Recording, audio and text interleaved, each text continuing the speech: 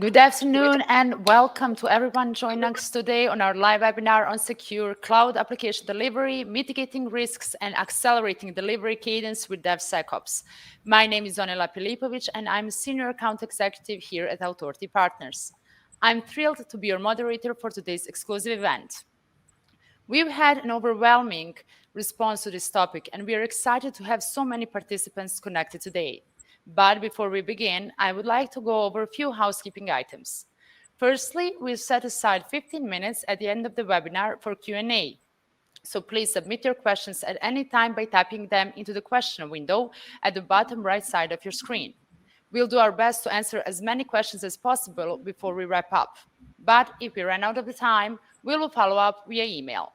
And secondly, if you would like to have a more in-depth private conversation about any of the topics discussed today or any of Authority Partner service offerings, please use Keep the Line link in your registration email or webinar registration page. With that said, let's get started. I'm pleased to introduce John Bilgen, our solution architect at Authority Partners. John will be leading today's discussion on secure cloud application delivery. John, take it away. Hi, everyone.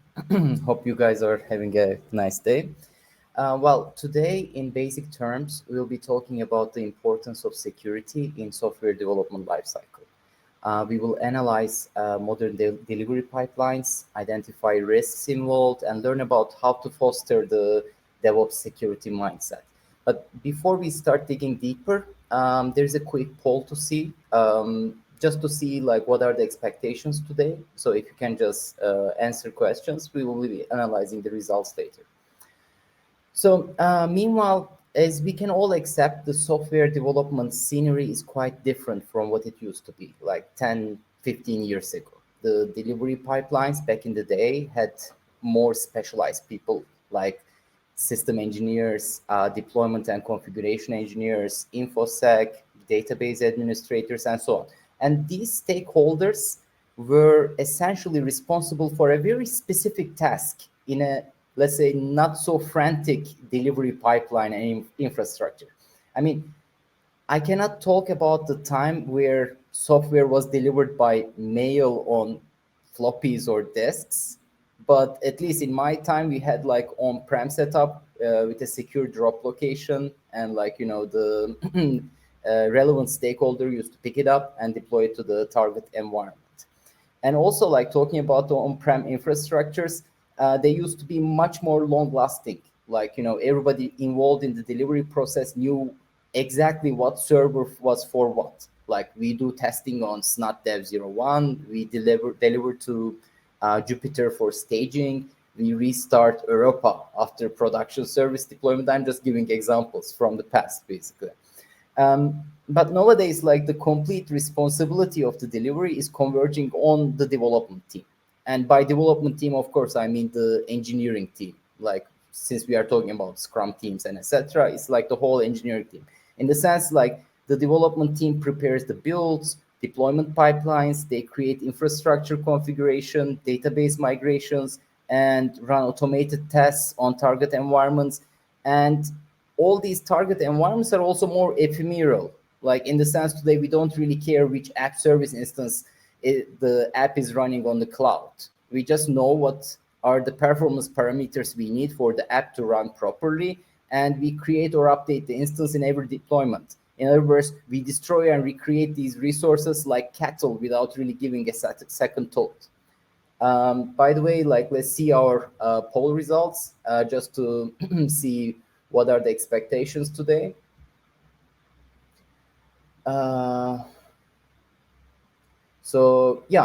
Most people are already doing DevOps and they are looking for ways to improve. I'm glad. So we have a knowledgeable crowd, and I hope you won't be disappointed. So anyways, by this introduction, I was trying to say is that the delivery culture is different than what it used to be. It is more about cadence, and teams are giving their best to keep up with this delivery cadence while maintaining the quality in software. Of course, this is for companies that foster basic DevOps principles, like we saw in our poll, and have embraced this fast delivery pace with quality and security aware checkpoints, of course. So where does DevOps sit between all this? In order to understand what DevSecOps is, we first need to understand what DevOps is. I mean, in order to demonstrate, like, let's take a quick look at the modern delivery life cycle. So our journey starts in the backlog, like meaning it starts in the requirement gathering and analysis. Once the backlog items are ready, we are basically handing it over to the development team. Developers checks out the code from Git repository. And in order to organize the work, like with conventions and styles, like you use certain tools like Roslyn analyzers, editor config, and so on. As they work, they document their code, like in Markdown wikis, like documentation as code, and etc. Once they are ready, they actually create like pull requests, of course, like using the predetermined Git policies and security checks and so on, basically. And of course, using the branching strategy set up for Git. So we are essentially in the integration phase. We are basically testing the code, we are checking the code, we are reviewing the code, and creating artifacts once the code is merged into the like main delivery pipeline. Of course, here what's important is to keep track of certain metrics like change rate, code churn, redundancy, etc.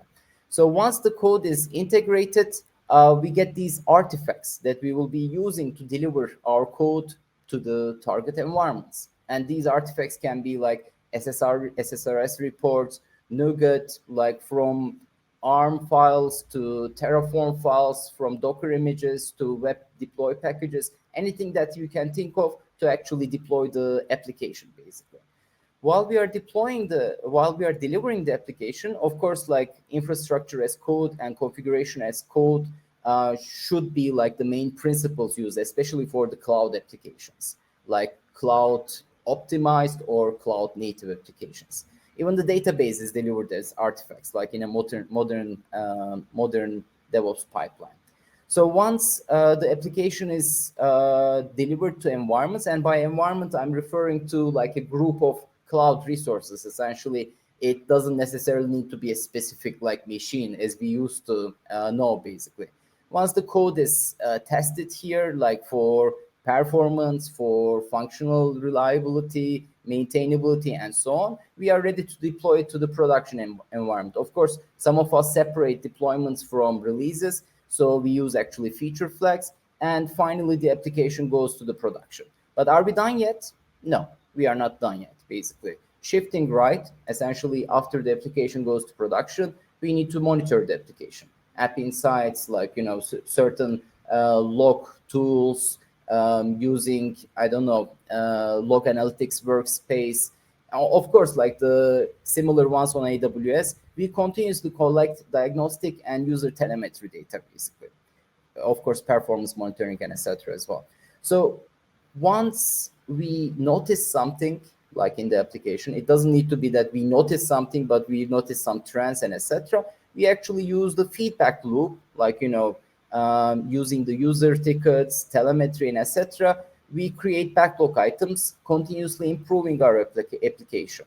Of course, like using the Kaizen principle, embracing the Kaizen principle, we execute these blameless retrospectives and postmortems to identify our mistakes, issues that occurred, and etc., so that we can continuously improve our application delivery cycle, basically. So as you can see, in this cycle, we are introducing as much automation and visibility to the stakeholders so that these silos between the stakeholders are broken and people within the team are working as a whole collaborative group, working for one basic purpose: to deliver quality software and deliver it fast. And essentially, DevSecOps comes into the story in this stage. DevSecOps is basically improving this loop with the security in mind. And of course, when we say security, we are referring to multiple tiers. Like essentially, you have the tier where the application is running, like the application runtime, but we also have all the tools and the runtimes that we are actually using to deliver our application. So in an analogy, like Imagine you have a fancy car being carried like with all these security systems on board and etc. being delivered to a showroom. So if the truck you are using to deliver this car has an accident, it really doesn't matter what you have on board the fancy car. So that is why, for the sake of argument, we can separate DevSecOps into two, maybe three categories, namely SecDevOps, security for DevOps, DevSecOps, development and security for operations, and finally DevOpsSec, meaning development operations for security, basically. And out of these three, I think the most important one, and it's getting more and more important with the recent attacks, as you are going to see, like the examples in the presentation, is the supply chain security. In other words, SecDevOps. So one of the most interesting supply chain attacks actually happened on a not so IT related sector. A POS device on a Target store was compromised, which led to financial information of more than 40 million customers being gathered by the attackers. So in a similar manner, our delivery pipelines are our POS devices. So they are actually susceptible to supply chain attacks. In order to understand the risk, we need to start from the developer machines, because essentially that's where the magic happens, right? Like, what if a developer machine was compromised?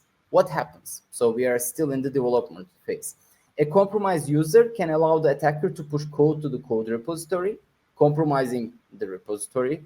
A development tool can inject code into the application being developed, which actually happened on Xcode. People were using a tab extension for mobile development, and this tool was introducing a run script, basically. So every time the code was compiled, it was injecting code into the mobile application being developed. So it's directly intrusion in the supply chain, basically.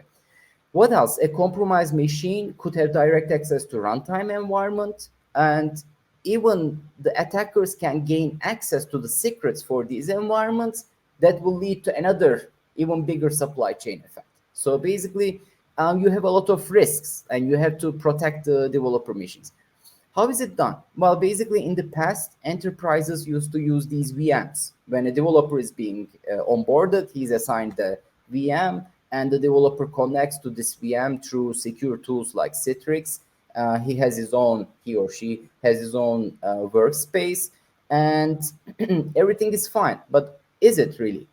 I mean, from the developer's perspective, it's really decreasing the efficiency, as in, like, us developers are egocentric people, basically. We like our own setup, like our own tools, our own configuration, our own dark theme, essentially, you know. So giving a VM to a developer and considering the connectivity issues and so on, basically, it's at least minimally affecting the efficiency of the development, and in return, delivery cadence. So what can be done? Well, in recent years, there were like a lot of work done by companies on this area. And one of the tools that came out of this work is the GitHub code spaces. GitHub code spaces is essentially separating the personalization from the actual code development environment and providing you like all the resources that are required for developers to develop their, project. Similarly, Visual Studio Code offers a containerized version of their development environment, so kind of like sandboxing the development environment. And similar tools like Gitpod and Octeto are also available for distributed sandbox development infrastructure, let's call it. Even Microsoft came up with DevBoxes that allows infrastructure teams to provision development VMs and configure them like according to the need. And additionally, another option is, if you are not like, if you don't want your developers to suffer, basically, you can keep your physical developer machines in tip-top conditions. Like that's what our infra team is doing with a central configuration management tool like Intune, and update like consistently, keep it, everything is secure with policies and etc. So you don't actually run these risks. So a couple of examples here. Recently, we were called to do an architectural review by one of our clients. It was a web-based consumer system, basically. So we were given access to their private GitHub repository. When we went in, we were kind of horrified, not by the software itself. The software was okay. The problem was that they were actually checking in all their configuration files, including secrets, credentials to their financial accounts into the GitHub repository, basically. Like, so if someone actually gains access to this repository, they actually immediately have access to their financial repository, financial details. Another honorable mention here comes from one of the articles published in one of the sites that I regularly read for IoT. So this fellow DIYer claimed she had hacked her car, basically. So the article goes on and on about like how she modified the software, like, introduce updates to the Linux applications and so on. But the interesting part comes when she had to deploy it back to the car, basically. What happens was that it actually required a private key. It was signed by a certificate, like, the application. So in order to find the private certificate, all she did was to Google the public key. Essentially, the first item that appeared was a tutorial online that was used by the manufacturer. So she could easily sign the code and upload it to the car, basically, like, So another interesting hack happened on a DevOps tools developer, basically. So CodeCo was providing code coverage tools and other DevOps utilities. However, their delivery pipeline was compromised because their credentials, the repository credentials, were included in a Docker image. So the hacker group was able to inject code in their batch upload tool and gain access to the consumer secrets, basically. As you can see, like how they use the supply chain attack to do another supply chain attack, basically. So the examples on this area can go on, but in order to save some time, let's jump into the mitigation steps. First of all, we should always think about least privilege access model, where the least amount of secrets are available to the engineers in order to do their work efficiently, of course. Like, you cannot say like, no, you don't have any credentials, like, I mean, like, no need for the development team to have production subscription details and etc. In that sense. Second, assuming that Git is used as a repository, you can actually execute scans like before the code makes it into the main repository, basically. And these scans actually can avoid secret spills, basically, both on Azure DevOps, GitHub, even tools for Jenkins exist, basically, that actually can run these security scans and identify the code spills, secret spills in the repositories. So that's the first thing that you can do. And you can even include Git hooks. Like before the code makes it to the remote repository, you can check it on the developer machine. Is he submitting any secrets, basically, to the repository? So it doesn't even appear on future branches and etc. But like this is only for the code, essentially. The supply chain doesn't end here. We need to consider the infrastructure our builds and deployments are running on as well. In general, like for the infrastructure, the best strategy is the environment to be temporary. Well, what I mean by that is you can create like VM templates, you can create even use containers that will be acting as like the host for your builds, basically. And you regularly or even on demand destroy and recreate these environments to avoid any issues, like, even configuration to drifts and etc., basically. But this is just, how is it called? Just the infrastructure. Now we also use a bunch of tools, right? Like not only for the delivery, but also for the application development, basically. So I'm referring to the open source dependencies, essentially. So let's, with a quick poll, can we see how many of us were essentially impacted by a third-party tool in the past? So we can actually see the general stance like on this part. But before, while we are waiting for the results, I just want to share this cartoon that is one of my favorite cartoons, like that really describes the current day stature of enterprises and open source software, basically. And as you can see in this cartoon, like the situation in real world is not really different. And sometimes this thanklessly working engineers snap. And one of these situations occurred when a sole maintainer of a testing package, it was like an npm package, decided to teach consumers a lesson. So I was saying this testing npm package decided to teach consumers a lesson by introducing code that will compromise their delivery pipeline, basically.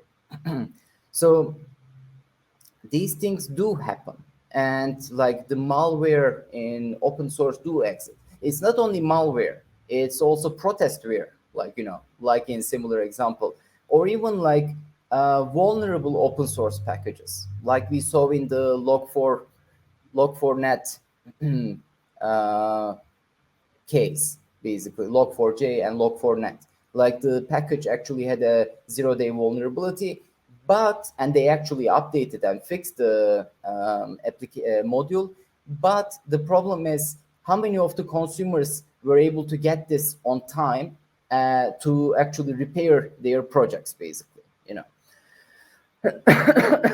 In fact, if you look at the results from different delivery platforms, like package delivery platforms, as you can see, like npm, maven, even NuGet have critical and high vulnerabilities, basically at any given point, like depending on the fixes and etc. So we need to actually keep an eye, continuous eye on these results, basically on these scans, basically. So let's take a look at the polls, like while we are actually looking at the results. It seems that nobody was affected or impacted, or that they know of, possibly. But that's a good thing. That's a good thing. So, anyways, so what can we do, basically? What can we do is we can continuously scan these supply chains, like the external artifacts that I'm referring to, using vulnerability scanners. Essentially, there are multiple tools. Dependabot on GitHub is one of the most prominent ones, basically. It continuously scans and generates, like these packages have vulnerabilities that needs to be updated and so on. Another option is white source manned, like as with the new name manned bolt, basically.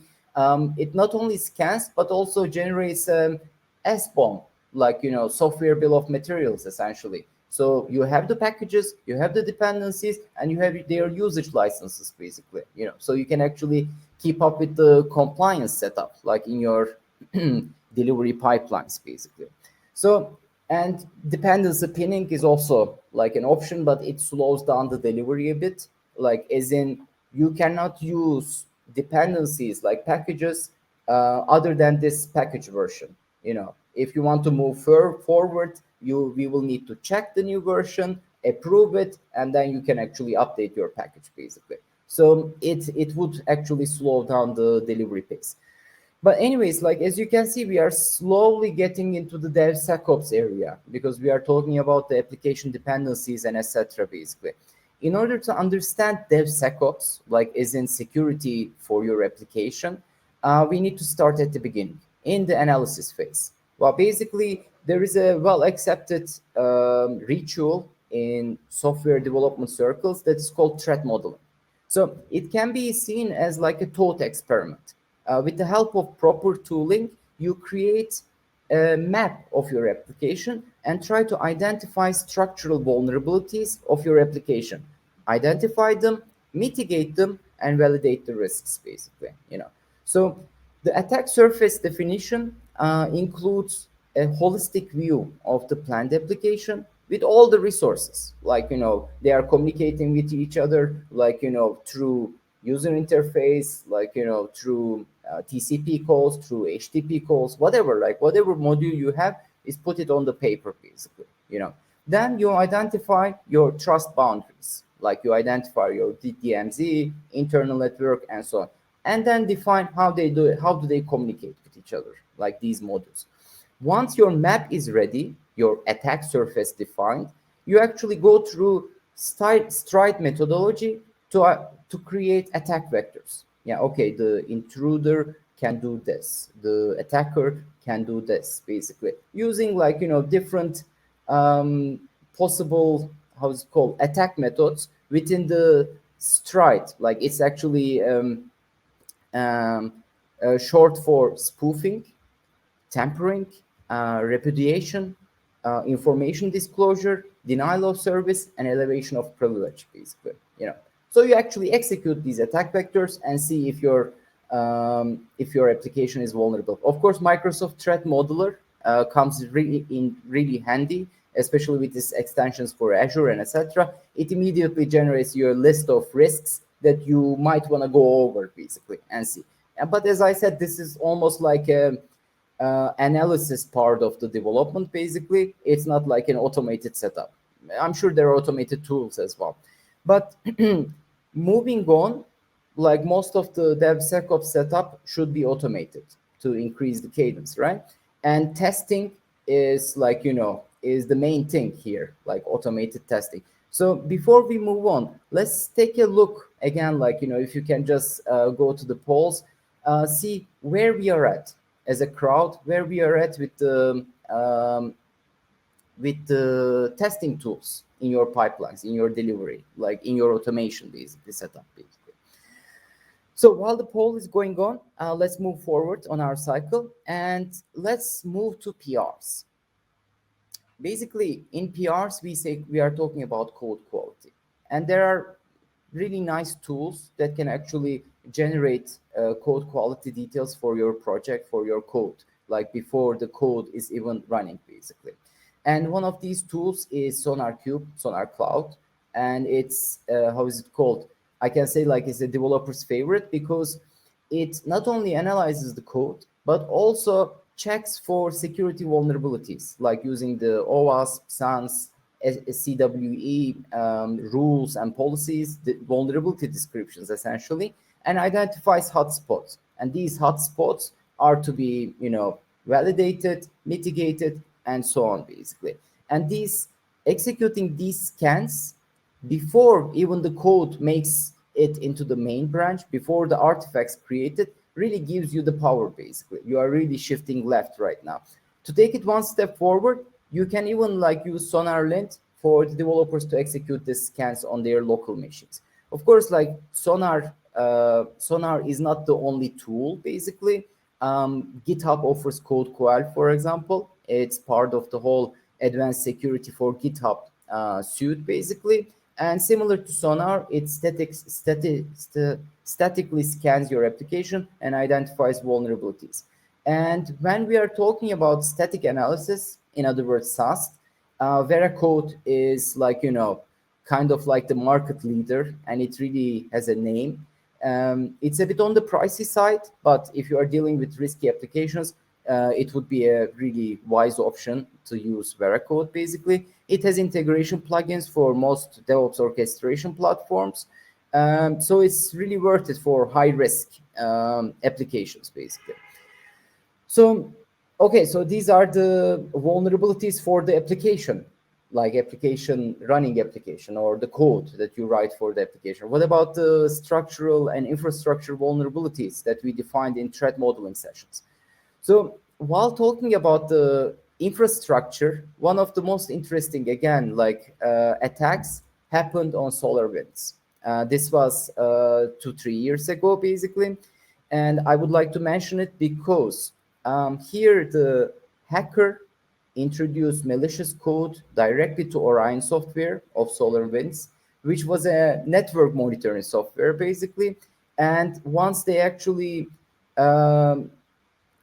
delivered this tool to multiple, how is it called, runtimes, like of their clients and etc., they actually had access to their networks as well. So again, like, you know, supply chain attack to supply chain attack, basically, you know. So infrastructure security and validation is of top priority as well, So, but if we are talking about cloud native or at least cloud optimized applications, as I said, we are in luck because most of the time we are resorting to infrastructure as code and configuration as code principles.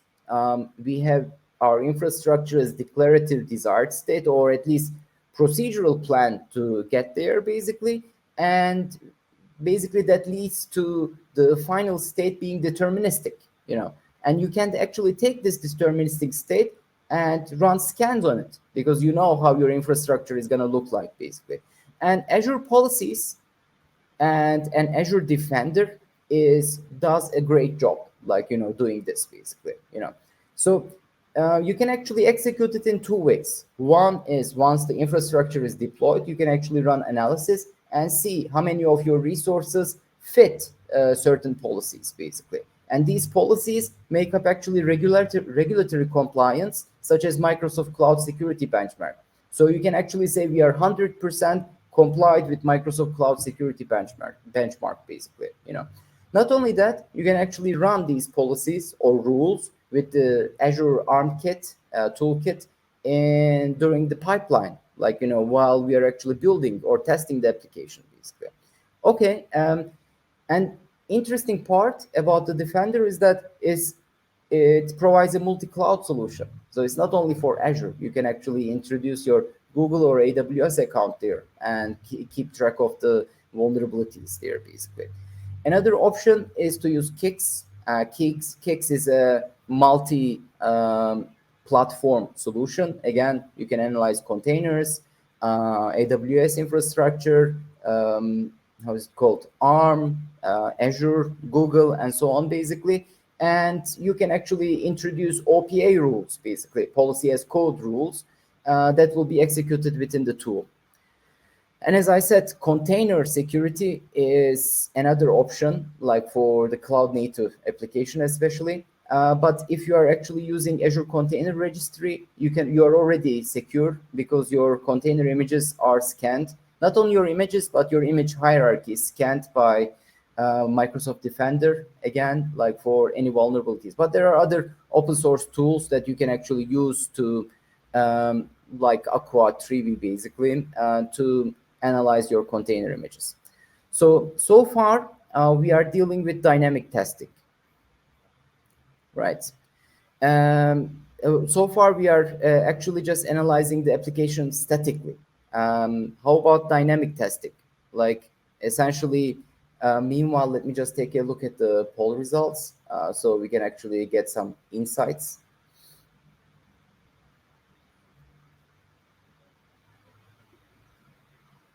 Automated unit tests, integration UI, and dynamic scans, automated static and dynamic scans. Nice. So we have actually a secure aware crowd here. So yeah, as the question mentioned, we were talking about static security analysis, but what about dynamic? Essentially, for dynamic security, my favorite tool here is OWASP Zap.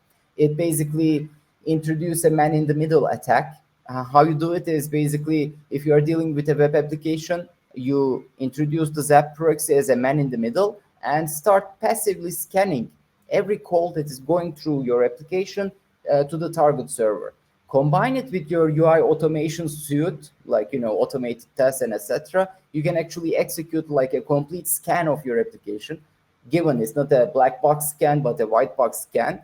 You can actually identify vulnerable calls, issues with the calls, like, things to look at and etc. So that would be the dynamic security, to run the tests while the application is essentially running, basically.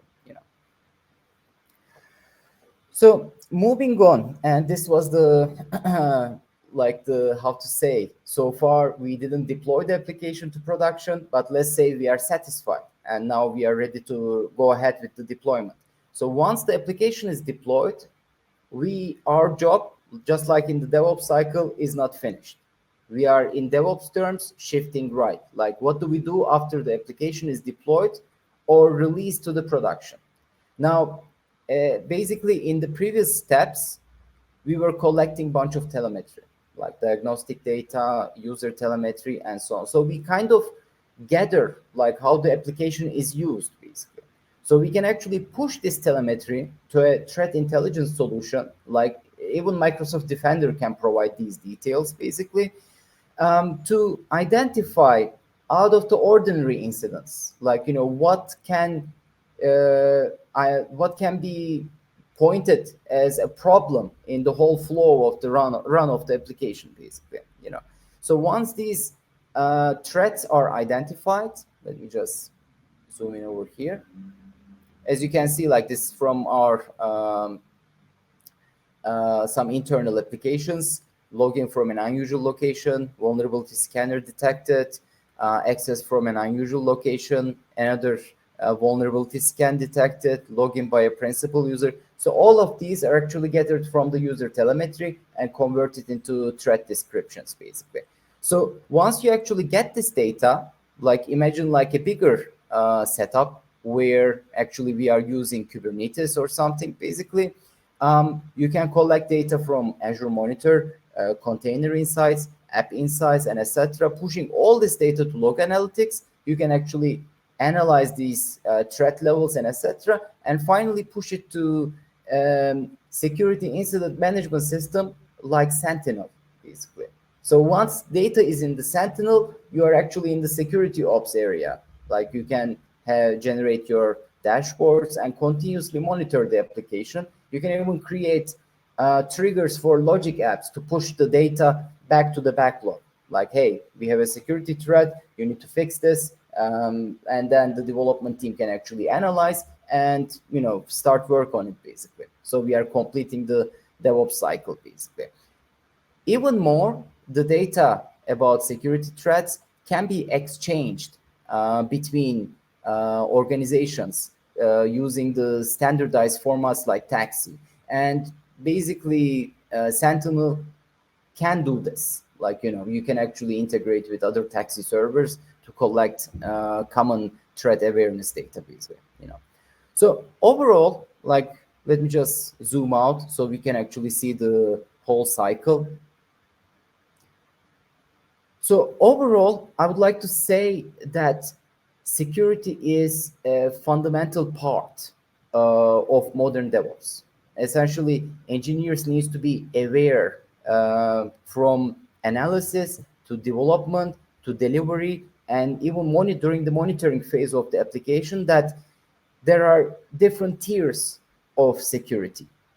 They need to be responsible for the development environment, delivery environment, runtime environment, and use this security awareness while creating their infrastructure, both for delivery and the application runtime.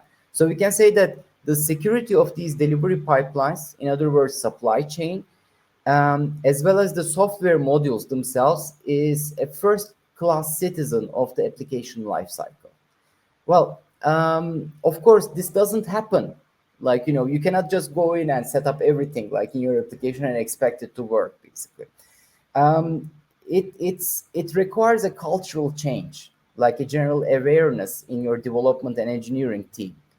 This evolution can be somehow like pushed with proper trainings, with setting up like pilot teams and evangelizing these principles like tools and setups, basically, and helping engineers to understand the importance of security, because there is no other way. Like, there is no silver bullet that will be working for any project, any setup, any environment, whatsoever, basically, just like any other IT project, basically.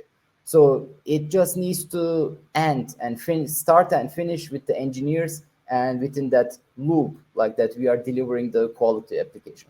Well, this is all from me. We have one more poll open. Like, we'll be having one more poll open. So if you can actually help us with your thoughts on secure cloud application delivery. And meanwhile, Onela, do we have any questions through the audience? Yes, actually, we have a few questions. The first one came from Katya. She asked, when do you treat modeling? It was mentioned it is done in the analysis phase. When do we do threat modeling?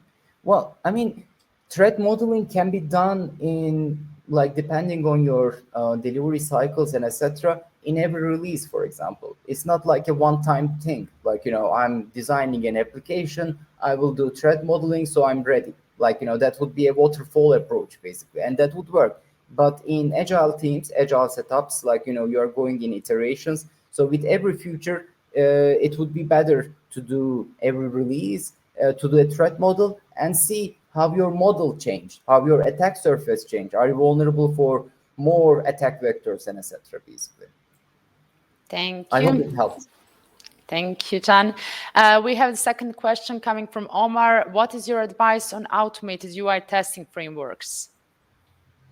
Automated UI testing framework. Well, I mean, automation is really, it really depends on which type of application you are working on, which platform using, which language you are using, and so on, basically. But in general terms, like Selenium is a market leader, basically. But there are big competition, especially for like how to say JavaScript-based client applications. So it really depends on the situation. Thank you. And the third one is coming from Peter. How can we limit secrets available to developers during development on a local machines?